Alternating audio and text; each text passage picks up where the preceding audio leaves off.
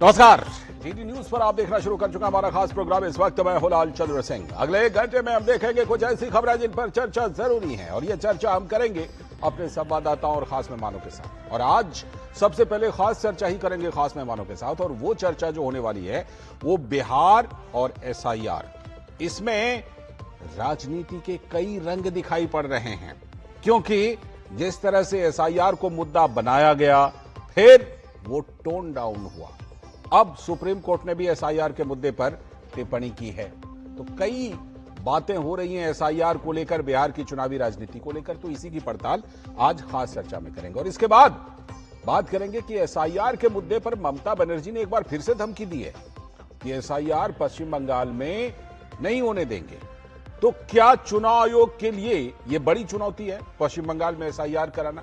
क्योंकि चुनाव आयोग सुप्रीम कोर्ट में वादा कर चुका है कि पूरे देश में एसआईआर कराएंगे। इस पर भी करेंगे बात। और इसके बाद आज बात करेंगे कि अफगानिस्तान के विदेश मंत्री नई दिल्ली की यात्रा पर हैं। तो भारत और अफगानिस्तान के बीच वार्ता हुई, बैठक हुई, तो क्या इससे पाकिस्तान टेंशन में आ गया? क्योंकि आधी रात पाकिस्तान ने काबुल पर एयर स्ट्राइक कर दिया, हवाई हमला कर दिया। ये वही पाकिस्तान है जिसने जब तालिबान सत्ता में आया था तो मिठाइयां बांटी थी, खुशियां मनाई थी।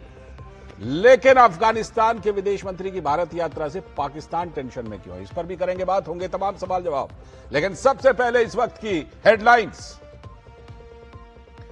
भारत ने काबुल स्थित तकनीकी मिशन को भारतीय दूतावास का दर्जा देने का लिया फैसला।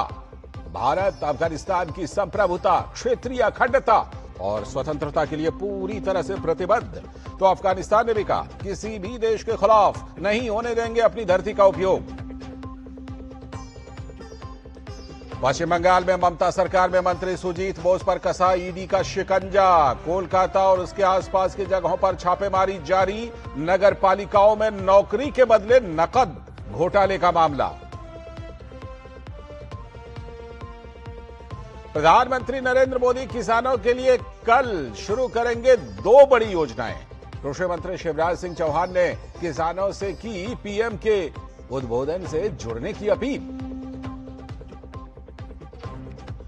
बिहार में 6 नवंबर को होने वाले पहले चरण के लिए नामांकन प्रक्रिया हुई शुरू। पर्चा दाखिल करने की अंतिम तारीख 17 अक्टूबर। तो सीटों के बंटवारे को लेकर प्रमुख दलों में जारी है मंथन।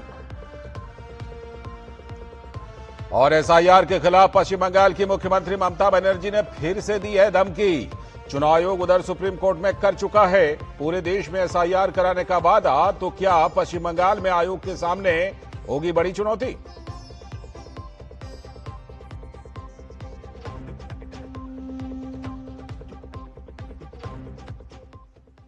तो ये थी इस वक्त की हेडलाइंस, और अब हम सबसे पहले आपको दिखाते हैं अंतर्राष्ट्रीय जगत से एक बड़ी खबर। इस समय का एक ब्रेकिंग न्यूज।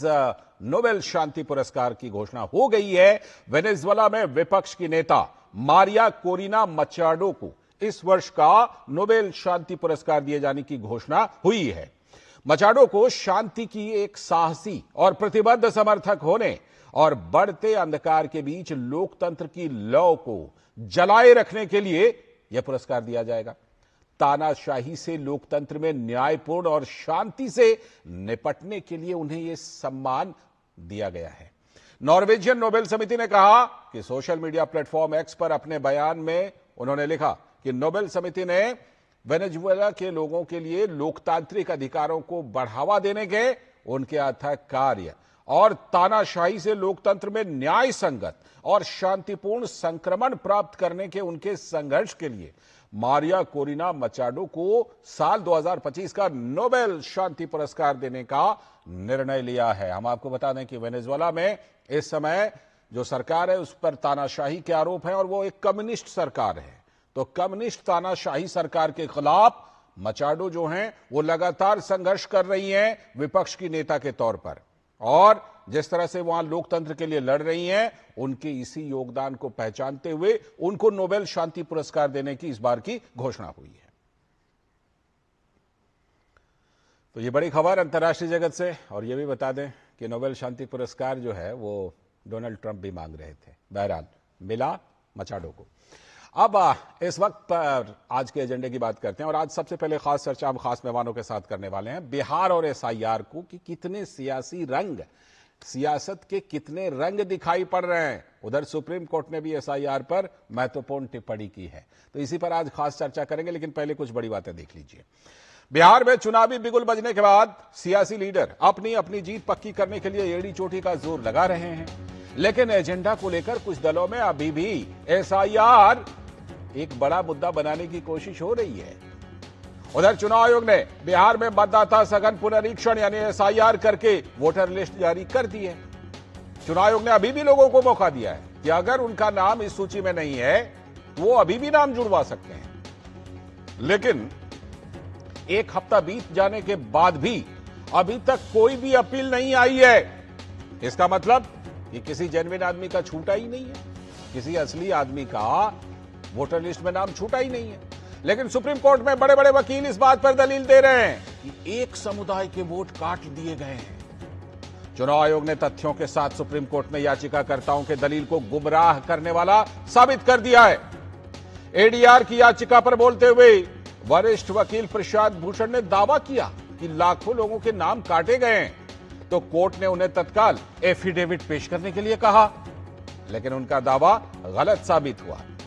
मामले की सुनवाई कर रहे माननीय न्यायाधीशों ने कहा कि उन्हें इस झूठ की जिम्मेदारी लेनी पड़ेगी।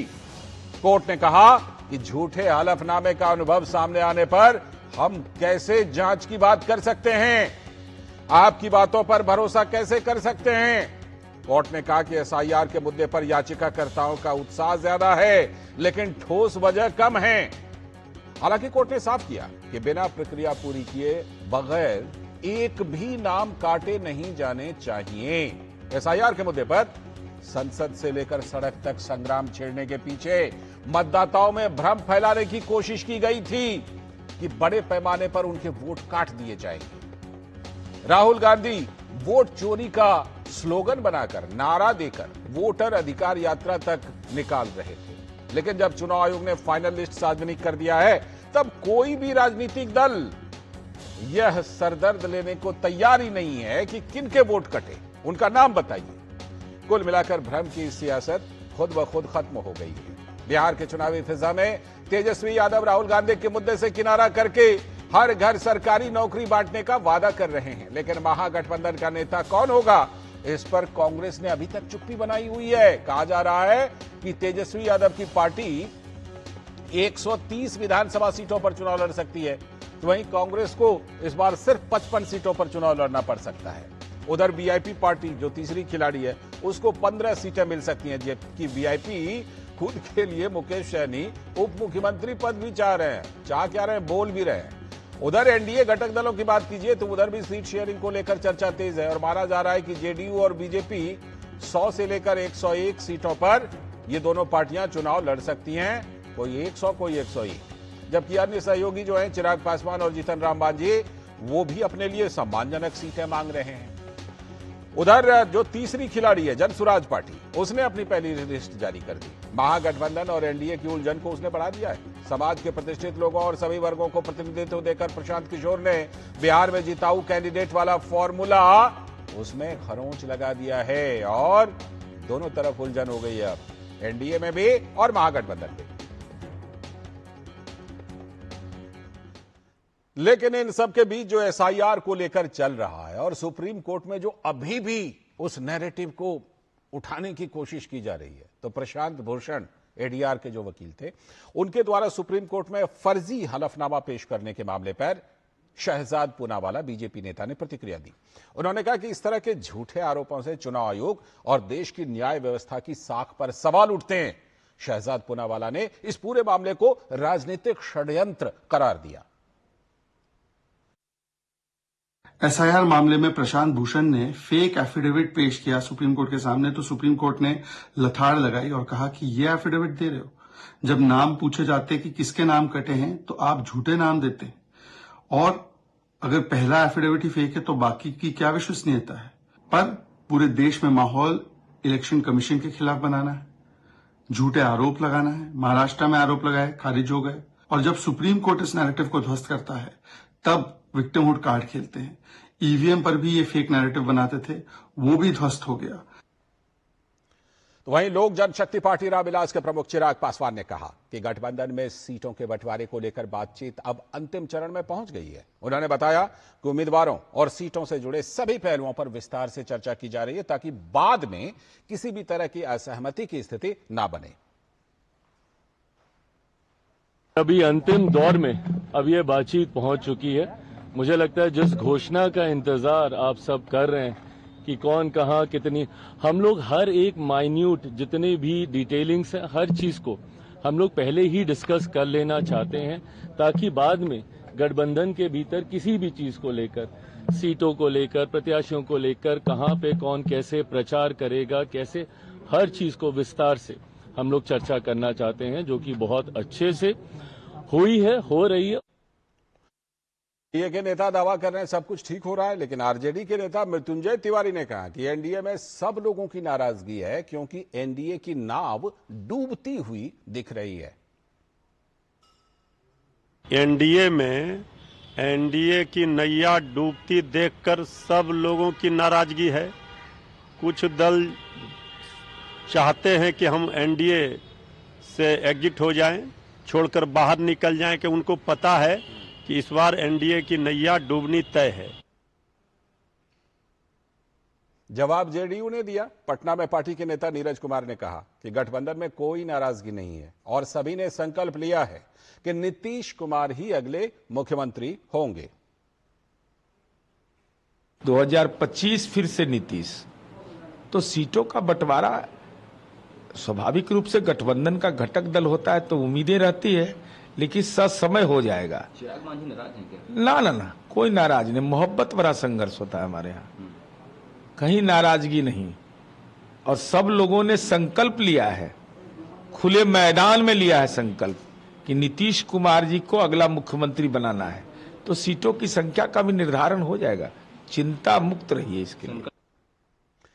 तो अपने अपने दावे हैं दोनों पक्षों के, और इस बार तो तीसरा खिलाड़ी भी है। लेकिन एसआईआर को लेकर सुप्रीम कोर्ट से लेकर बिहार तक क्या कुछ चल रहा है, और राजनेता अगर राजनीति करें तो बात समझ में आती है, लेकिन जो अपने आप को प्रबुद्ध कहते हैं, इंटेलेक्चुअल वकील, संगठन, उनके ऊपर कैसी कैसी बातें आ रही हैं वो देखिए। इसी पर चर्चा आज करने के लिए हमारे साथ खास मेहमान जुड़ रहे हैं। हमारे साथ डॉक्टर कौशल कांत मिश्रा जी, भारतीय जनता पार्टी के प्रवक्ता, बहुत बहुत स्वागत। हमारे साथ संदीप त्रिपाठी जी, कांग्रेस के नेता, बहुत बहुत स्वागत संदीप जी। हमारे साथ हमारे सलाहकार संपादक विनोद मिश्र जी भी जुड़ गए हैं स्टूडियो में ही हमारे साथ, और विकास सारथी हमारे साथ, जो सुप्रीम कोर्ट के फैसलों पर, वहां की खबरों पर बहुत पैनी नजर रखते हैं। पहले मैं विकास के पास ही चलता हूं। विकास, ये क्या हुआ? प्रशांत भूषण जी नामी गिरामी वकील हैं, एडीआर एक नामी गिरामी संस्था है। ये क्या हो रहा था सुप्रीम कोर्ट में, जो सुप्रीम कोर्ट को यह कहना पड़ा कि आप लोग नैरेटिव लेकर आ जाते हैं लेकिन कुछ ठोस नहीं रख पाते हैं, और जब नाम बताने के लिए कहा जाता है तो गलत नाम बताते हैं। यानी कि इससे तो निश्चित तौर पर चाहे जितना भी बड़ा नाम हो, उनके नाम को धक्का लगेगा अगर ऐसी कोशिशें करेंगे। क्या हुआ था एग्जैक्टली सुप्रीम कोर्ट में इस एसआईआर के मामले पर हाल में? देखिए, चुनाव आयोग ने ये बताया, उनके जो वकील थे राकेश द्विवेदी, उन्होंने बताया कि देर रात को कुछ एफिडेविट जो एडीआर है उसकी तरफ से उनको सर्व किए गए हैं। उन्होंने चुनाव आयोग के अधिकारियों से उस एफिडेविट में जो दावे किए गए थे, मसलन जो एपिक नंबर दिया गया था या बूथ नंबर दिया गया था, उसको वेरीफाई करने के लिए उन्होंने ईसी के अधिकारियों की मदद ली। और चुनाव आयोग के अधिकारियों का ये कहना था कि एफिडेविट में जो बातें कही गई हैं उनमें तथ्य नहीं है, क्योंकि जो बूथ नंबर बताया गया है और जो एपिक नंबर बताया गया है वो आपस में मेल नहीं खाते हैं। जो बूथ नंबर बताया गया था और जो लिस्ट में नंबर बताया गया था कि ड्राफ्ट लिस्ट में मेरा फला नंबर था और फाइनल लिस्ट में कट गया, ये एफिडेविट में दावा किया गया था। तो जब उसके आधार पर आयोग के अधिकारियों ने जो भी जांच की उतने सीमित समय में, उन्होंने पाया कि वहां पर वो व्यक्ति नहीं है, उसका कहीं पर ड्राफ्ट लिस्ट में जिक्र नहीं है, और जो आइडेंटिटी कहीं स्थापित हो भी रही है उस नंबर के आधार पर, तो वो किसी महिला की है और वो किसी दूसरे पोलिंग स्टेशन की है। तो कुल मिलाकर इलेक्शन कमीशन के वकील ने ये कहा कि जो बातें कही गई हैं एफिडेविट के जरिए वो झूठ, साफ साफ झूठ साबित हो रही हैं। और इसको लेकर के हमने देखा कि प्रशांत भूषण भी एक तरीके से बैकफुट पर नजर आए, और उन्होंने अंत में ये कहा कि अपनी सफाई देते हुए उन्होंने ये कहा कि एडीआर के जरिए ये हलफनामा आया है और एडीआर के सामने ये लोग आए थे जहां से ये पूरी जानकारी इस हलफनामे के जरिए वो सुप्रीम कोर्ट में रख रहे हैं। लेकिन कोर्ट ने कहा कि जब आप एफिडेविट पे कोई बात कहते हैं तो उसके वेरिफिकेशन की जिम्मेदारी भी आपकी है कि वो तथ्यात्मक रूप से सही है या नहीं। दूसरी बात यहाँ पर जब पूरा मामला फंसा इस तरह से तो प्रशांत भूषण ने यह भी कहा कि लीगल सर्विसेज अथॉरिटी से जांच करा ली जाए इस हलफनामे की सच्चाई क्या है। हालांकि कोर्ट उसके लिए तैयार नहीं हुआ। कोर्ट ने कहा कि हम आपको भी यहाँ पर किसी तरह का ब्लेम नहीं कर रहे हैं, लेकिन आप एक सीनियर कोर्ट के वकील हैं और आपकी जिम्मेदारी है कि अगर एफिडेविट में कोई बात कही जा रही है तो उसका वेरिफिकेशन किया जाना चाहिए था। तो कहीं ना कहीं कल याचिकाकर्ता इस गलत तथ्यों के आधार पर जो हलफनामे दाखिल हुए थे उसको लेकर के बैकफुट पर नजर आए और कोर्ट ने यह भी कहा है कि व्यक्तिगत तौर पर लोग क्यों नहीं आ रहे हैं, आखिर एडीआर और एडीआर के वकीलों को क्यों आना पड़ रहा है। अगर कोई समस्या है तो सुप्रीम कोर्ट ने कल आदेश में यह भी कहा कि बिहार लीगल सर्विसेज अथॉरिटी के जो पैरालीगल स्टाफ है वो लोगों से संपर्क करे और कोई अपील दायर करना चाहता है अपने नाम के एक्सक्लूजन के खिलाफ बिल्कुल कर सकते हैं, व्यक्तिगत तौर पर भी कर सकते हैं। जाहिर सी बात है, किसी को ठेकेदारी लेने की जरूरत ही क्या है। मैं लौटता हूं आपके पास। विनोद जी, विकास ने जो बात कही उसकी परतें मैं थोड़ी और खोल करके रख देता हूं। आखिर प्रशांत भूषण जैसे वकील ने, एडीआर का खाली नाम लेने से थोड़े ना होगा, एडीआर का ही तो केस लड़ रहे थे। एडीआर का नाम लेकर के प्रशांत भूषण जैसे वकील, जिनके नामी गिरामी वकील हैं भाई, इस तरह का फर्जीवाड़ा, इस तरह का झूठा नैरेटिव खड़ा करने की कोशिश करते हैं। कितनी शर्मनाक बात है ये विनोद जी। मुझे तो अभी विकास जी जो बता रहे थे उसमें एक सवाल तो और आया है कि सवाल ये है कि आखिर राहुल गांधी एफिडेविट देने से डरते क्यों हैं? इसीलिए, शायद इसीलिए राहुल गांधी को लगता है कि बस आरोप लगाओ और निकल लो। तो जब जब चुनाव आयोग ने आज तक उनसे मांगा है कि आप एफिडेविट दीजिए, चाहे वो हरियाणा का मामला हो, महाराष्ट्र का मामला हो, अभी जो एटम बम फोड़ रहे थे कर्नाटक का मामला हो, हर जगह चुनाव आयोग ने कहा आप एफिडेविट दीजिए और उस पर चुनाव आयोग तुरंत कार्रवाई करेंगे। उन्होंने कभी एफिडेविट नहीं दिया। तो कल जब आपने देखा कि एसआईआर के मामले में जब सुप्रीम कोर्ट में इस बहस को जो आप बता रहे थे कि प्रशांत भूषण के पहले एक ही एफिडेविट में एक एफिडेविट और निकला और वो फेक निकला। तो अब सवाल ये है कि आप जिस भ्रम की सियासत को लेके इतने दिनों से पूरे देश को गुमराह कर रहे थे, इलेक्शन कमीशन को आप आरोपों की एकदम ऐसे लगे कि बॉम्बार्डिंग कर रहे थे, उसकी विश्वसनीयता पर सवाल उठा रहे थे, आप संवैधानिक एक संस्था की मर्यादा को तार तार कर रहे थे। क्या आपने कभी सोचा कि एक क्रेडिबिलिटी के लिए आरोप लगाने के लिए आपके पास पुख्ता सबूत भी होनी चाहिए? अब आप देखिए कि इसके पीछे वो कौन लोग हैं। बिहार के एक भी वोटर आज की तारीख में जो चुनाव आयोग ने हर जिला में अपील के लिए लगाया हुआ है कि 1 महीने तक और लोग अपने नाम जुड़वा सकते हैं, आपने अभी लिस्ट दिखाया है, जीरो कोई एक भी नहीं आया, एक हफ्ता बीत गया, अपील नहीं है। लेकिन चुनाव आयोग के खिलाफ में अभी भी एसआईआर पे जो बहस चल रही है सुप्रीम कोर्ट में, आप बता रहे हैं कि 3 लाख लोग के नाम काट दिए गए। अब तो सबसे मजाक ये है कि अब ये नैरेटिव फैलाने वाले जो इकोसिस्टम है वो एक और नैरेटिव लेके आए हैं कि भाई इसमें इतने लोगों का नाम जोड़ दिया गया। अब तक तो आप नाम काटने की बात कर रहे थे, अब आप कह रहे हैं कि इतने नाम जुड़े कैसे। तो कुल मिला के आप ये देखिए कि एक क्रेडिबल संस्था पे जब आप ऐसे फेक नैरेटिव लेके इतने दिनों तक आपने पूरे देश को गुमराह किया है, तो कोर्ट ने बहुत सही कहा है प्रशांत भूषण को कि आपको इसकी जिम्मेदारी लेनी चाहिए। कोर्ट ने कोई फाइन नहीं किया है, बिल्कुल। तो राहुल गांधी भी विपक्ष के नेता हैं, उनको भी कम से कम इसकी जिम्मेदारी लेनी चाहिए। जो आप इस बिहार में 15 दिन तक लगातार वोट चोरी, वोट अधिकार यात्रा कर रहे हैं और आज एसआईआर पे आपका सारे जो सियासत है वो एक्सपोज होती हुई दिखी है। लेकिन आपने कम से कम एक बात तो कही कि देखिए राहुल गांधी इस मामले में प्रशांत भूषण से ज्यादा स्मार्ट निकले, ज्यादा स्मार्ट निकले संदीप त्रिपाठी जी। क्या इसीलिए औपचारिक तौर पर कोई फॉर्म भर करके औपचारिक तौर पर कोई शिकायत राहुल जी ने नहीं दी? क्या इसीलिए कि जो शर्मनाक स्थिति प्रशांत भूषण जी की हुई सुप्रीम कोर्ट में, वो स्थिति ना हो जाए? सुप्रीम कोर्ट ने पहले भी 15 नाम मांगे थे, कुछ नहीं दिया। पिछले 1 हफ्ते में एक आदमी आगे नहीं आया नाम जुड़वाने के लिए, और जो एक आध नाम और नंबर दे रहे हैं, विकास सारथी बता ही रहे थे प्रशांत भूषण जी की वहां पर कैसी दुर्गति हुई है। तो राहुल जी इस मामले में स्मार्ट निकले संदीप जी? लाल जी, दोनों चीजें अलग अलग हैं। अच्छा। एडीआर कांग्रेस नहीं है, पहली चीज। एडीआर कांग्रेस नहीं है और कांग्रेस भी पिटिशनर है। तो आप हमारे मुकदमे की बात करिए, एडीआर की बात एडीआर से बात करिए। और 50 बार कोर्ट ने उतार उतार के जूता मारा है, फिर भी आप लोग डिफेंड कर रहे हैं। मैं तो ये 50 कह बार रहा हूं, जूता आप मारा एडीआर की तरह और मुकदमा हंस के लाइए तो डिफेंड सही, कर फिर रहे आपके हैं। मुकदमे की बात चुनाव करेंगे। आपको आयोग को मुकदमा ही 50 नहीं बार करा जूता है। मारा। आधा आप सुनिए ना, आधा आप लोग सर मतलब कैसे इसको चतराई कहते हैं। मतलब हंसी आती है कि कितना बचाइएगा। तो हंसिए ना, फिर सिर्फ भाजपा गुस्साए के लिए। क्यों है? हंसी आती है तो हंसिए ना, भाजपा आप के लिए। गुस्साए हुए लग रहे हैं तो। भाजपा के लिए मन रो रहा है सर। मतलब कितना इसको क्या क्या कौन सा शब्द दिया जाए सर? मतलब 50 ऐसे टिप्पणियां और ऐसे जो है कोर्ट ने की जो चुनाव आयोग के गाल पर तमाचा था, उसकी बात नहीं कर रहे राहुल गांधी। आज सारी ये डिबेट का मुद्दा बना कैसे? उसी राहुल गांधी बिल्कुल स्मार्ट नहीं, स्मार्टेस्ट कहाँ है? और राहुल गांधी इस देश के आने वाले प्रधानमंत्री है। तो चोरी की सरकार है, चोरी करके बने हुए वो चौकी पास तो है नहीं राहुल गांधी। राहुल गांधी फॉरेन में जो है डॉक्टरेट की उपाधि लेकर बैठे हैं, और वो डॉक्टर भी नहीं है जो फिजिशियन है और पाइल्स का ऑपरेशन करने चले जाए और डिग्री चली जाए, फिर जो है प्रवक्ता गिरी करने लगे। ऐसे बहुत सारे प्रवक्ता भारतीय जनता पार्टी में, वो भी राहुल गांधी ने। राहुल गांधी पढ़े लिखे व्यक्ति हैं तो बिल्कुल। और सर कोई भी पॉलिटिकल पार्टी हलफनामे पर आरोप नहीं लगाती है।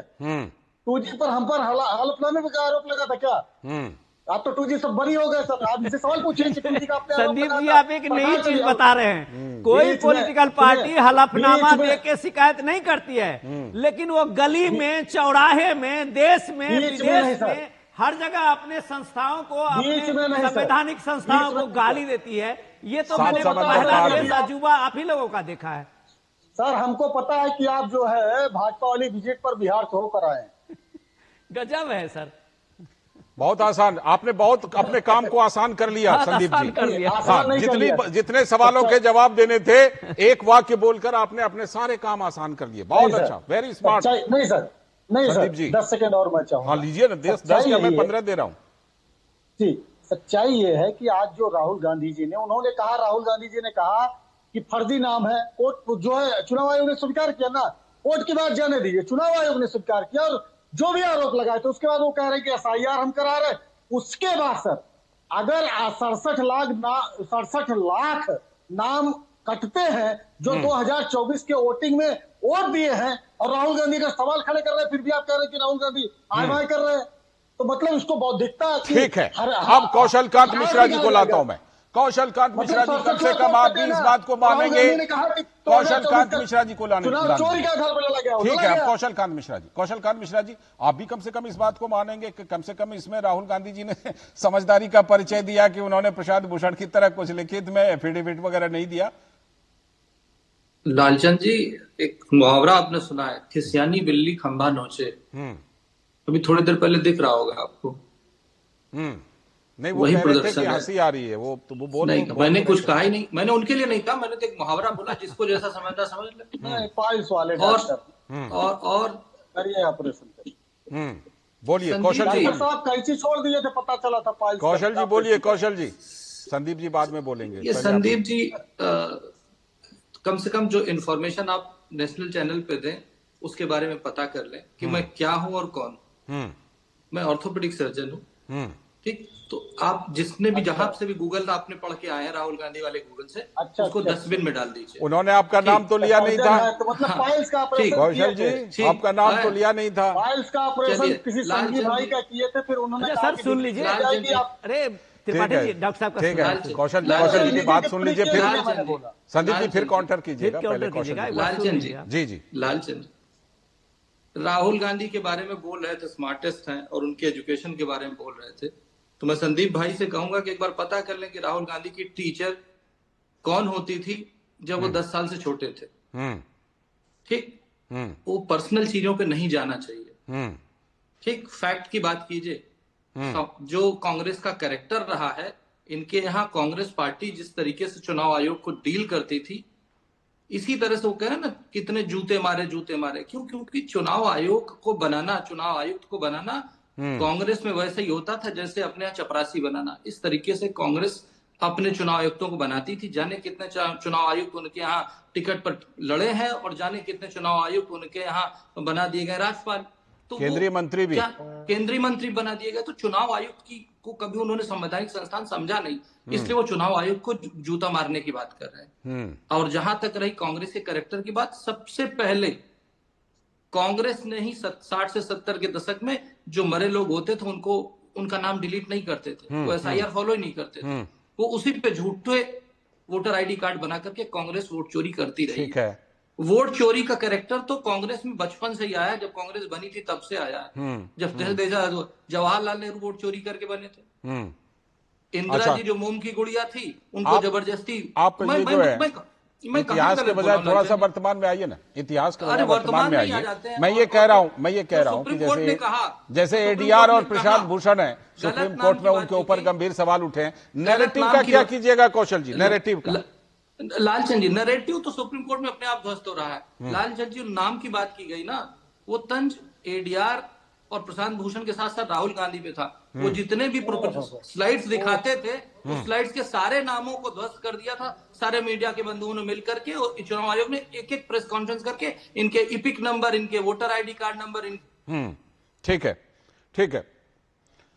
ये है ये लोग केवल फेक बनाने का काम करते हैं केवल। सबसे पहली बार, और इनके जमाने में, कांग्रेस के जमाने में, RJD से पहले सबसे पहले बूथ कैप्चरिंग किसने की थी? कांग्रेस के नेता ने की थी। ठीक है, उसका इतिहास पढ़िए, वो हम सब लोग उस इतिहास को जानते हैं।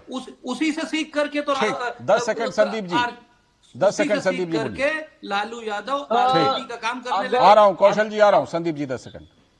अब सर चुनाव आयोग पर हम आरोप लगाए तो हम चुनाव आयोग की अस्मिता के साथ खेलते हैं। अरे बाबूजी, जिस उस चुनाव आयोग में जीत कर आए हैं 14 के पहले, उस पर भी सवाल खड़े करे, ये जो है मान बढ़ा रहे हैं। तो मतलब ये दोगलापन जो है ये भारतीय जनता पार्टी में है। और एक बात और कह दूं सर, हमारे यहाँ सर एक जमीन थी, तो जमीन सर किसी थर्ड पर्सन की थी, तो थर्ड पर्सन थी, उस पर कब्जा करने के लिए 2 लोग आपस में मुकदमा लड़ गए कोर्ट में। मतलब जमीन तीसरे को, उसको पता नहीं कि मुकदमा जो है हमारी जमीन पर है। इसके जरिए कहना क्या चाह रहे हैं? डिग्री मिल गई। सर सुन लीजिए, मैं कहना क्या चाहता हूं, बहुत महत्वपूर्ण बात कह रहा हूँ। मतलब 2 आदमी लड़के डिग्री ले लिए और तीसरी जिसकी जमीन है उसको पता नहीं। सर, ये प्रशांत भूषण के जो है पिताजी, इनके सरकार में कानून मंत्री रहे हैं। अच्छा, आप फिर इसीलिए मैंने पूछा था कि आप कहना क्या चाह रहे हैं।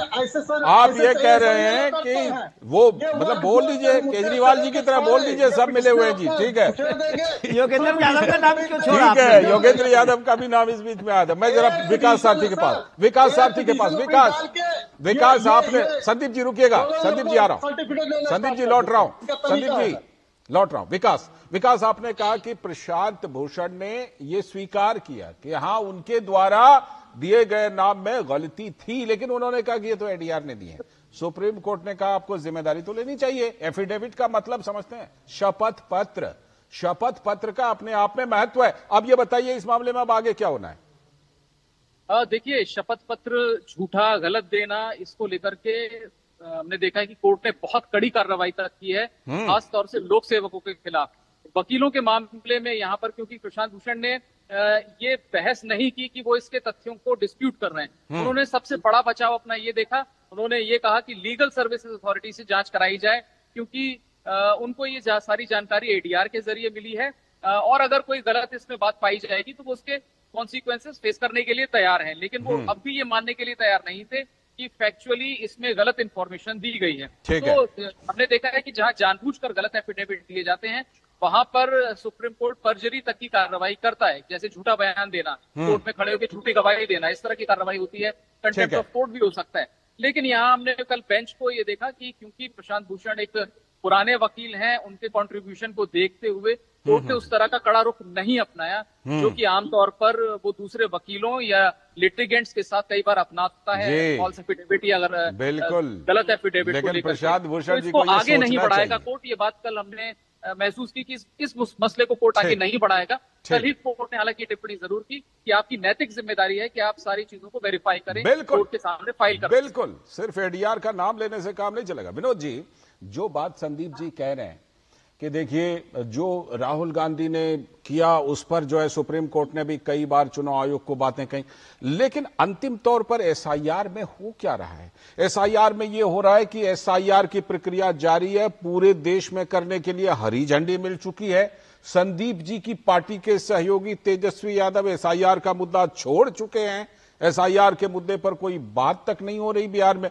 ये फाइनल आउटपुट है एसआईआर का, तो जाहिर सी बात है कम से कम अब तो ये साबित हो गई कि उस पर जो एक बिना मतलब का गुब्बारा फुलाने की कोशिश हुई, जो फुस हो रहा है। बिल्कुल मैं पहले विकास जी की बात में थोड़ा सा जोड़ देता हूं कि एक तो पहला कि प्रसाद भूषण को एक बार सुप्रीम कोर्ट से ₹1 की फाइन, एक डबल बेंच ने और भी गवई साहब के ही शायद, अगर मैं करेक्ट हूं तो, कि वो बेंच ने सुप्रीम कोर्ट में प्रसाद भूषण को इसी तरह के किसी और मामले में ₹1 के फाइन भी किया था।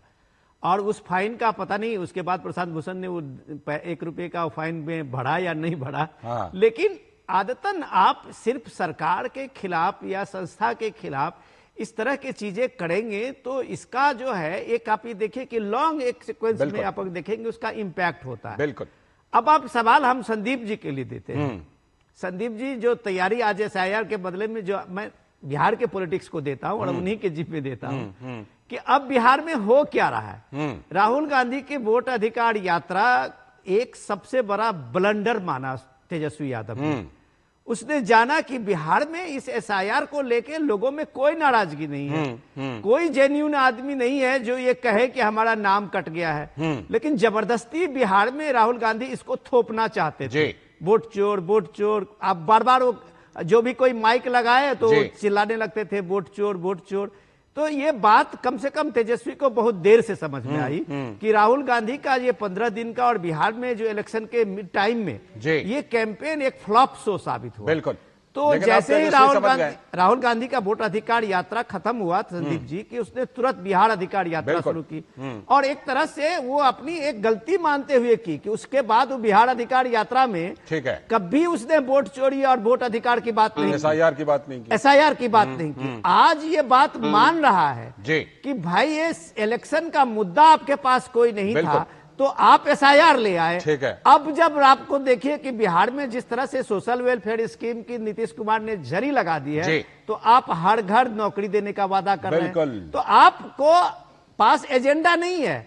आप अभी एनडीए के फ्रंट में खेलने के लिए मजबूर हुए। जो एजेंडा एनडीए ने दिया है अब उसी पर आगे का वादा कर रहे हैं। आप उसमें आगे बढ़ के वादा। बिल्कुल। संदीप जी जवाब दीजिए। संदीप जी, इससे क्यों ना माना जाए कि वो मुद्दा जबरदस्ती का लाने की कोशिश थी जिसे बाद में तेजस्वी यादव ने भी छोड़ दिया? पहली चीज तो सर अगर वो मुद्दा होता नहीं तो हम लोग डिस्कशन नहीं कर रहे। नहीं, डिस्कशन तो देखिए कोई भी मुद्दा उठाने पर। अब देखिए मुझे मैं थोड़ा सा एक लाइन बोल लेता हूं। आप मेरे ऊपर अभी चोरी का आरोप लगा दीजिए, इस पर भी हम लोग 1 घंटा डिस्कशन कर लेंगे। मैं कहूंगा मैं चोर नहीं हूं, मैं इस तरह ईमानदार हूं, आप कहेंगे हैं, तो 1 घंटा डिस्कशन तो हो ही जाएगा इस पर। और एक और दावा कर देता हूं जी, चुनाव का मुख्य मुद्दा ये वोट चोरी लास्ट तक 14 तारीख तक नहीं, इसके बाद भी रहेगा। इस बात को नोट करके रख लीजिए। तो तेजस्वी यादव जी को समझाइए ना सर। हाँ बता रहे हैं सर, तेजस्वी यादव जी की अगर आपने रैली कवर की होती, कवर करते हैं, हम भी करते हैं सर, एक भाषण मुझे बता दीजिए, एक भाषण जिसमें वोट चोरी का जिक्र ना हो, एक भाषण पूरे बिहार अधिकार यात्रा में। बिहार अधिकार यात्रा में ऐसा हो ही नहीं सकता कोई। हमने देखा इसके पहले। अरे सर आपका फोटो गायब कर दिया उसने। अकेला अपना फोटो लगा दिया राहुल गांधी के नाम से। ठीक है कौशल जी, अंतिम टिप्पणी। कौशल जी अच्छा हाँ जरा 5 सेकंड इनको 5 सेकंड बोलने दीजिए। बोलिए सर। अभी बात आई, आपने कहा कि नीतीश जी ने योजनाओं की बहार कर दी। बिल्कुल। आंध्रा के चुनाव में सर, आंध्रा के चुनाव में जो वहां के पूर्ववर्ती सरकार थी, केसीआर की बात 2 लाख करोड़ रुपए, 2 लाख करोड़ रुपए। ठीक है, आपको लगता है कि बिहार में कामयाब नहीं हुआ? बोलिए कौशल जी। सरकार नहीं बनी। कौशल जी बोलिए। वोट के चुनाव के कौशल जी कह रहे हैं कि एसआईआर और वोट चोरी तो मुद्दा रहेगा। बताइए लालचंद जी। राहुल गांधी जो 90 बार से ज्यादा बार चुनाव हार चुके हैं, बिहार में एक बार जब फिर हारेंगे तो फिर उनको सच्चाई पता चलेगी। ठीक है, बहुत एक हफ्ता बीत चुका है। एक हफ्ते में जितने भी 3.5 लाख से ज्यादा वोटर के नाम कटे हैं, एक भी वोटर नहीं वो आया देंगे तो नहीं और 1000 के उसने ऊपर हो आके कंप्लेन जाएगा। की ठीक है, और इन्हीं शुक्रिया, अगर ये SIR शुक्रिया नहीं फिलहाल, कराना चाहते हैं, शुक्रिया, राहुल गांधी क्योंकि तो बिहार में अब जिस ज्यादा तरीके दिन से चुनाव में कोर्ट है के नहीं, आदेश 14 से नवंबर को तो NRC हुआ नतीजे था। आ ही जाएंगे। शुक्रिया संदीप जी, शुक्रिया कौशल किशोर जी, शुक्रिया विकास सारथी आपका जुड़ने के लिए, और विनोद जी आपका भी शुक्रिया इस चर्चा में हिस्सा लेने के लिए। और अभी वक्त है ब्रेक का, और ब्रेक के बाद जब बात करेंगे तो बात तो SIR की ही करेंगे, लेकिन यह बात होगी पश्चिम बंगाल की, क्योंकि वहां की मुख्यमंत्री ममता बनर्जी ने एक बार फिर से खुली धमकी दी है कि SIR नहीं होने देंगे। लेकिन चुनाव आयोग तो सुप्रीम कोर्ट में बोल चुका है कि पूरे देश में कराएंगे SIR। तो बड़ी चुनौती है क्या चुनाव आयोग के सामने, इस पर करेंगे बात ब्रेक के बाद।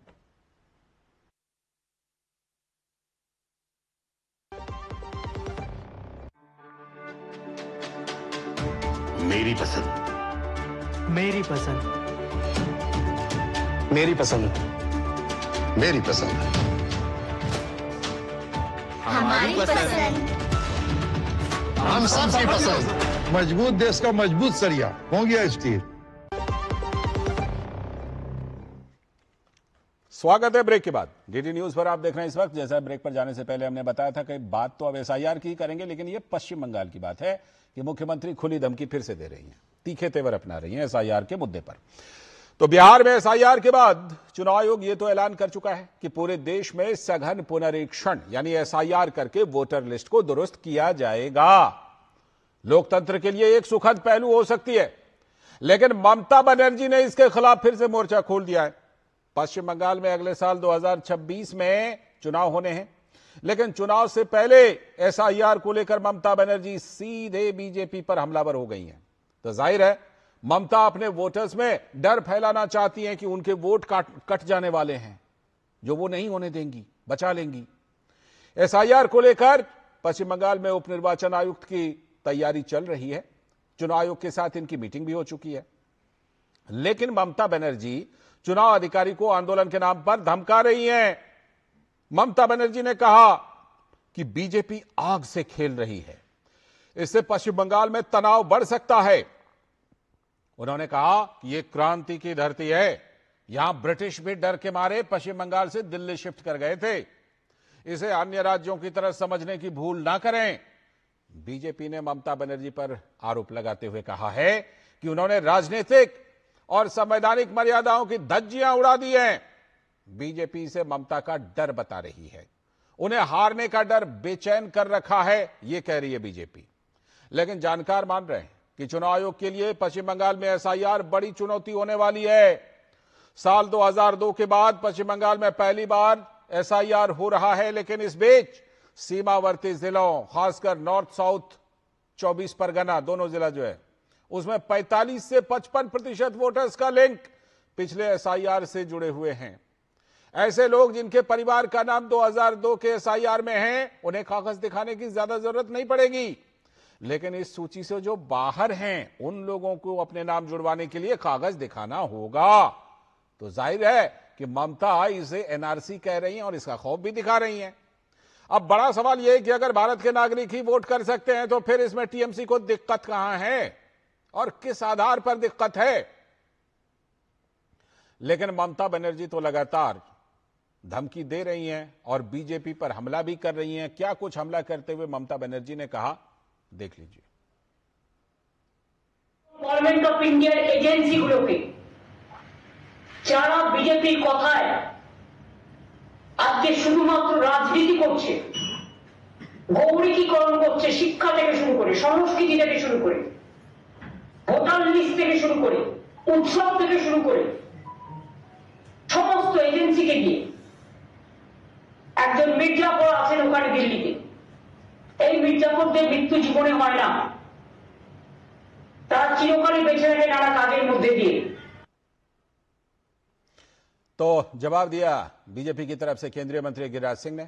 उन्होंने ममता बनर्जी पर निशाना साधा और आरोप लगाया कि ममता बनर्जी की राजनीति में रोहिंग्या और बांग्लादेशी मुसलमानों को प्राथमिकता दी जा रही है।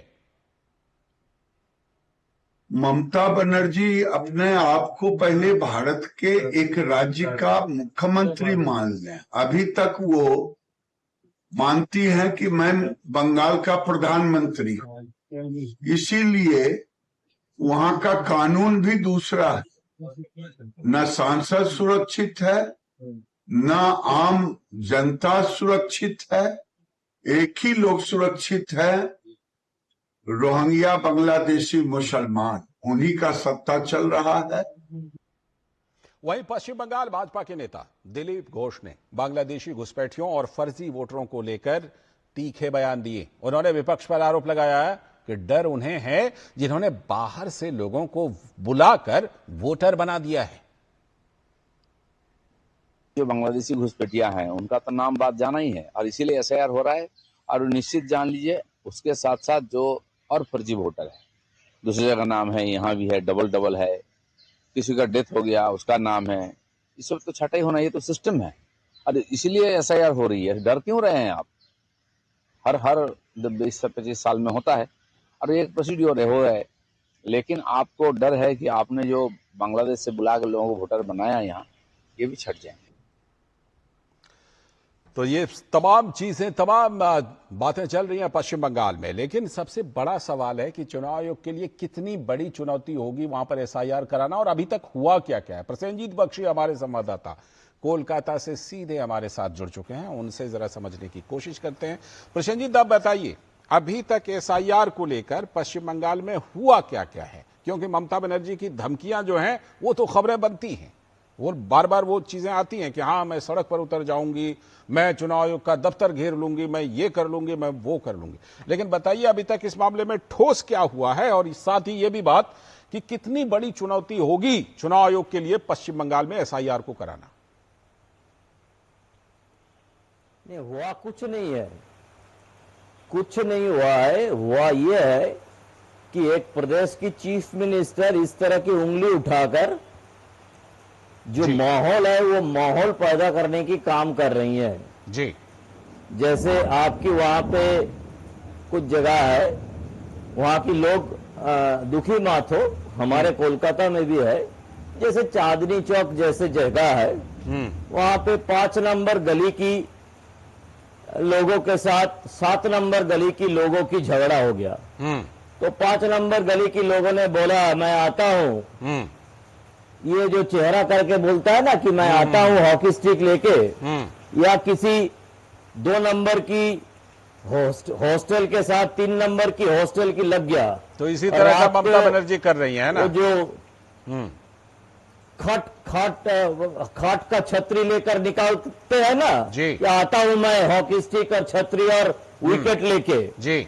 तो ये ममता बनर्जी अपना जो लोग है ना उनको इस तरह से उस्काने की काम कर रहा है कि तुम्हारा काम है खगेन मुर्मू का जो चेहरा तुमने बनाया उस चेहरा बनाना है वो बीएलओ और बीएलए का जी, ये तुम्हारा काम है। मैंने तुम लोगों को हरी झंडी दिखा दिया।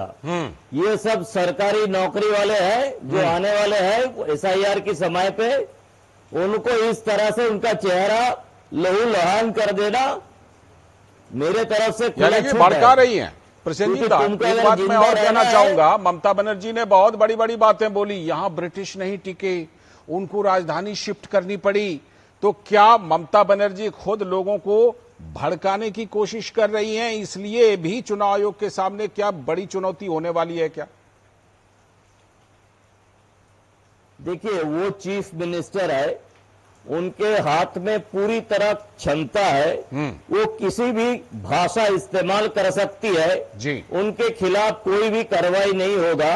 मैं 1-2% की सैलरी का पत्रकार हूं, मैं वो भाषा इस्तेमाल नहीं कर सकता हूं, लेकिन उनके खिलाफ जो जो भाषा इस्तेमाल करना चाहिए था वो आप मनी मन कर लीजिए।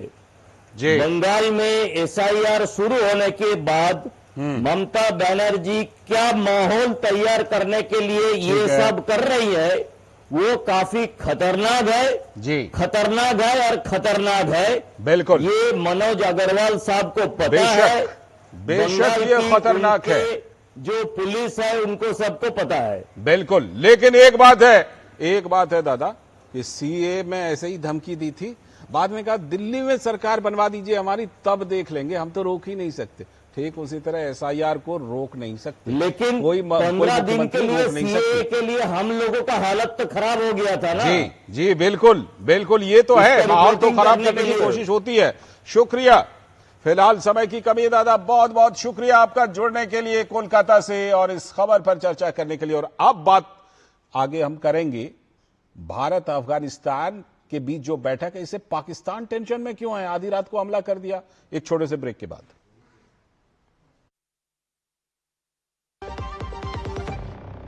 जब धरती चीर कर निकलता है लोहे का पत्थर और मिलता है मोंगिया के जोश से, फिर तपता है, पिघलता है और बनता है फौलाद। अब होता है सरिया सारी खूबियों के साथ। मोंगिया स्टील, मजबूत देश का मजबूत सरिया। स्वागत है ब्रेक के बाद। आप देख रहे हैं डीडी न्यूज पर। इस वक्त अब बात करेंगे कि भारत और अफगानिस्तान के बीच नई दिल्ली में बैठक चल रही है। कई फैसले, अच्छे फैसले लिए जा रहे हैं, लेकिन पाकिस्तान में टेंशन क्यों है? पाकिस्तान क्यों अफगानिस्तान पर हमला कर रहा है? अफगानिस्तान के विदेश मंत्री आमिर खान मुत्तकी भारत के दौरे पर हैं। भारत अफगानिस्तान के बीच विदेश मंत्री स्तर की बैठक भी हुई और बड़े फैसले लिए गए। काबुल में दोबारा भारतीय दूतावास बहाल करने का फैसला हुआ है। काबुल स्थित तकनीकी मिशन को भारतीय दूतावास का दर्जा दिया जा रहा है। तो दूतावास के स्तर पर उन्नत करने की घोषणा करते हुए खुशी हो रही है, ऐसा भारत के विदेश मंत्री एस जयशंकर ने कहा। और यह भी कहा भारत अफगानिस्तान की संप्रभुता, क्षेत्रीय अखंडता और स्वतंत्रता के लिए पूरी तरह से प्रतिबद्ध है। तो अफगानिस्तान ने भी कहा, उनके विदेश मंत्री ने, कि किसी भी देश के खिलाफ अपनी धरती का इस्तेमाल नहीं होने देंगे। इस बीच अफगानिस्तान के विदेश मंत्री के भारत दौरे से पाकिस्तान को क्या मिर्ची लग गई है क्या? अफगानिस्तान के विदेश मंत्री मुत्ताकी की भारत यात्रा से पाकिस्तान बेचैन हो गया है और उसने काबुल में आधी रात को हवाई हमला कर दिया पाकिस्तान ने। और पाकिस्तान के रक्षा मंत्री ख्वाजा आसिफ ने भी बयान दिया है, अफगान शरणार्थियों पर तीखा हमला बोला है और कहा है कि अब समय आ गया है कि अफगानी शरणार्थी अपने घर को लौट जाएं। ये वहां के रक्षा मंत्री कह रहे हैं। और पाकिस्तानी लगातार सीमा पर स्थित अफगानी शरणार्थियों पर हमला कर रहे हैं। और याद कीजिए, ये वही पाकिस्तान है जो तालिबान के दोबारा सत्ता में आने पर खुशियां मना रहा था, मिठाइयां बांट रहा था, और अभी टेंशन में है, हमले कर रहा है। बहरहाल भारत के विदेश मंत्री एस जयशंकर ने कहा कि भारत और अफगानिस्तान विकास और समृद्धि के प्रति समान रूप से प्रतिबद्ध हैं, लेकिन दोनों देशों के बीच साझा बनाए रखने और साझा सहयोग बनाए रखना एक चुनौती भी है। We have a common commitment towards growth and prosperity. However, these are endangered by the shared threat of cross-border terrorism that both our nations face. We must coordinate efforts to combat terrorism in all its forms and manifestations. We appreciate your sensitivity towards India's security concerns. Your solidarity with us in the aftermath of the Pahalgam terrorist attack was noteworthy. India is fully committed to the sovereignty, territorial integrity and independence of Afghanistan. तो विदेश मंत्री S Jaishankar ने दरअसल सीमा पार आतंकवाद को साझा चिंता बताया भारत और अफगानिस्तान दोनों के लिए। तो वहीं रक्षा विशेषज्ञ केपी फैबियन ने कहा है कि महिलाओं के प्रति रवैया बिल्कुल खराब है, लेकिन बातचीत के जरिए हल निकाला जा सकता है। We may have differences. We may have differences about the way they are treating women, for example. In Afghanistan, it's very bad. But the correct thing to do is to engage, and during the engagement and tell them, listen, the way you are treating women is not correct. हमारे संवाददाता अखिलेश सुमन जुड़ चुके हैं अफगान विदेश मंत्री की भारत यात्रा पर और ज्यादा जानकारी देने के लिए। अखिलेश, बड़े फैसले लिए गए हैं, काबुल में दोबारा भारतीय दूतावास बहाल किया जा रहा है, और साथ में कौन कौन से बड़े फैसले हुए हैं? पाकिस्तान को लगी मिर्ची पर बाद में बात करेंगे, पहले ये बताइए कौन कौन से बड़े फैसले हुए हैं? देखिए, जो सबसे अहम बात हुई है ये कि भारत का दूतावास जो अभी तक अफगानिस्तान में नहीं था, एक तकनीकी मिशन के रूप में वहाँ भारतीय जो विदेश मंत्रालय के अधिकारी हैं और कर्मचारी हैं काम कर रहे थे, उसे आज दूतावास के रूप में बदल दिया गया है। एक बड़ी घोषणा है, क्योंकि भारत और अफगानिस्तान के बीच में इसने राजनयिक, जो फॉर्मल राजनयिक रिश्ते को स्थापित कर दिया है। तो एक बहुत ही महत्वपूर्ण बात है। और इसके बाद अफगानिस्तान के अभी जो दूतावास यहाँ है, उसे भी मुझे लगता है कि एक दूतावास की संज्ञा दी जाएगी, जो अभी तक दूतावास के रूप में उसे मान्यता नहीं मिली थी। तो ये सबसे बड़ा फैसला हुआ है दोनों देशों के बीच में इस बार। दूसरी एक महत्वपूर्ण बात यह हुई कि भारत ने अफगानिस्तान को 20 एम्बुलेंस देने का वादा किया।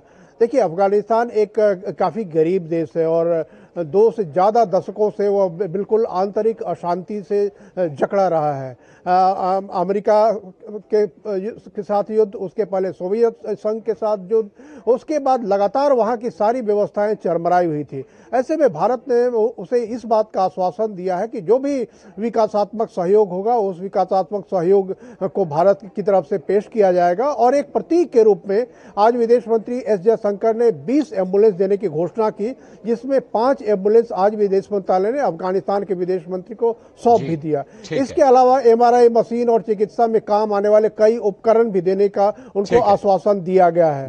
जो इसके अलावा जो महत्वपूर्ण बात यह हुई कि आतंकवाद पर दोनों देश सहमत, आतंकवाद के खिलाफ काम करने के लिए दोनों देश सहमत हुए हैं। और जो अफगानिस्तान के विदेश मंत्री हैं, उन्होंने एक सलाह दिया है कि दोनों देशों के बीच में एक कंसल्टेटिव कमेटी बनाई जाए जो भारत और अफगानिस्तान के रिश्ते को किस तरीके से एक रचनात्मक और एक संस्थागत तरीके से किस तरीके से उसको रिशेप किया जाए, किस तरीके से बदला जाए, इसके बारे में विचार करें, उसका एक रोड मैप तैयार करें। तो भारत के लिए बहुत ही रणनीतिक रूप से बहुत ही महत्वपूर्ण कह सकते हैं कि विजय है, क्योंकि अभी तक अफगानिस्तान की निर्भरता पाकिस्तान पे होती थी। पाकिस्तान उपनिवेश समझता था, लेकिन आज आवाज आ रही है। मैं ये कह रहा हूं, पाकिस्तान को मिर्ची क्यों लग गई? आधी रात में काबुल पर हमला कर दिया। जब तालिबान सत्ता में आए थे तब तो मिठाइयां बांट रहे थे, खुशियां मना रहे थे। देखिए, पाकिस्तान अभी तक मानता ये रहा था कि अफगानिस्तान उसका एक उपनिवेश है, अफगानिस्तान की जो भी सत्ता आएगी वो पाकिस्तान पर निर्भर रहेगी। लेकिन ऐसा हो नहीं पाया, ऐसा हुआ नहीं, क्योंकि लगातार जिस शासन ने भी पाकिस्तान के साथ संबंध अच्छे बनाने की कोशिश की, पाकिस्तान ने उसे धोखा दिया अफगानिस्तान को लगातार। पाकिस्तान यह समझता रहा कि अफगानिस्तान जो है, पाकिस्तान की जो ऐसी एक्टिविटी है, आतंकवादी एक्टिविटी है, उसको पल्ले पुष्पित करने का एक जगह बने और वहां से पाकिस्तान अपनी आतंकवादी गतिविधियों को संचालित करे और वहां उनका ट्रेनिंग कैंप लगाए। और जब लेकिन अब तालिबान तो इस बात को मानने के लिए तैयार नहीं है, इसलिए पाकिस्तान को मिर्ची लगी है। ठीक है, शुक्रिया अखिलेश जी जुड़ने के लिए और इस खबर पर विस्तार से जानकारी देने के लिए। तो अखिलेश सुमन हमारे संवाददाता जुड़े हुए थे और अब हम आपको दिखाते हैं कि प्रधानमंत्री नरेंद्र मोदी की केंद्र सरकार के द्वारा GST दरों में कटौती से आम लोगों और व्यापारियों को बहुत बड़ी राहत मिल रही है। तो आइए देखते हैं किस तरह से आम लोगों को GST कटौती से राहत मिल रही है। उनकी जुबान में उनकी बातें सुनिए। GST का जो रिफॉर्म आया हुआ है और ये वाकई हम लोगों के लिए, भारतीय लोगों के लिए प्रधानमंत्री का जो एक उपहार है। मोदी जी ने जो अभी GST रिफॉर्म्स लेके आए हैं उसके वजह से काफी दाम कम हो गए, तो हमने काफी शॉपिंग करी है। GST रिफॉर्म हुआ है तो यहाँ पे मैं मोदी जी का भी आभार व्यक्त करती हूँ कि इस बार दिवाली जो है हर क्षेत्र में, हर देश में पूरे धूमधाम से मनाई जाएगी। नाइट मार्केट में ये जो स्टॉल का किया है, तो इसका उदाहरण लेके हर क्षेत्र में इस तरह का स्टॉल लगना चाहिए। त्योहारों की चमक बढ़ गई है लगता है GST उत्सव से। फिलहाल आज के इस वक्त में इतना ही। पूरी टीम को दीजिए अनुमति। नमस्कार।